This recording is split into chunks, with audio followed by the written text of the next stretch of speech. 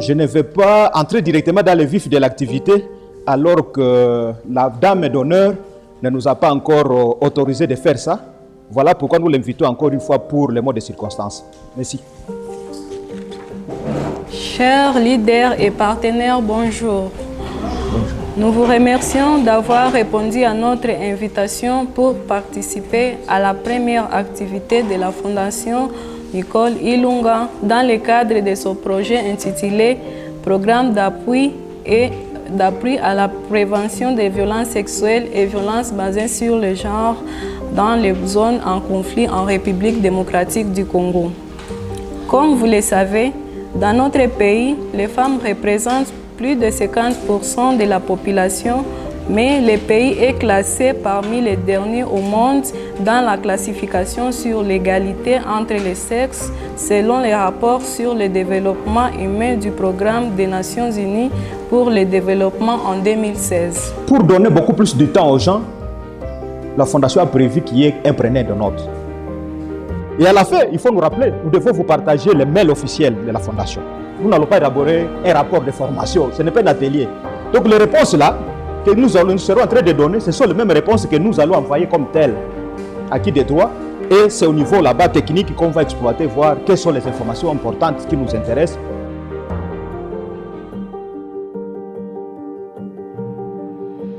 Violence sexuelle, c'est un acte sexuel fait avec une personne sans son consentement. Ce qui m'arrive aussi en tête, donc, la façon dont la personne là, oui, la concernée, oui, soit les concernés, il est hypothèse donc valeur et acquis. L'acte sexuel sans la volonté de la personne, c'est déjà, pour moi, c'est déjà la violence sexuelle. Les gens qui le font n'étaient pas d'accord. Tout d'abord, l'acte sexuel, c'est une pratique.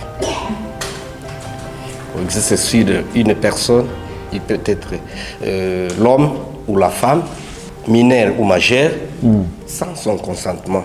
Là, je parle de violence basée sur les genres. Basée sur les genres. Pauvres et riches. Pauvres et riches. Donc il y a une discrimination, il y a une fossé entre les riches et les pauvres. Vous considérez que ça fait partie des violences basées sur... C'est ce que vous attendez par violence basée sur les genres. Vous ne bénéficiez pas du même traitement que les garçons. Non. Vous bénéficiez, vous êtes encadrés, mais non, pour vous... on n'est pas encadrés de la même manière. Oui. Nous, on nous encadre beaucoup. Par rapport aux garçons. Oui, mais on est beaucoup tentés. Ouais.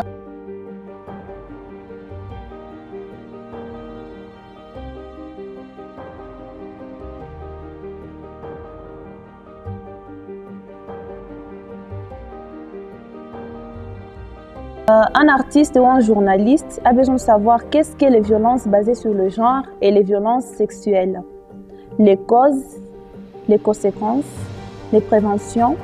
Pensez-vous que ces instruments et lois suffisent pour accompagner les instances judiciaires, chercheurs, juristes, avocats, journalistes et autres personnes dans la lutte contre la violence sexuelle?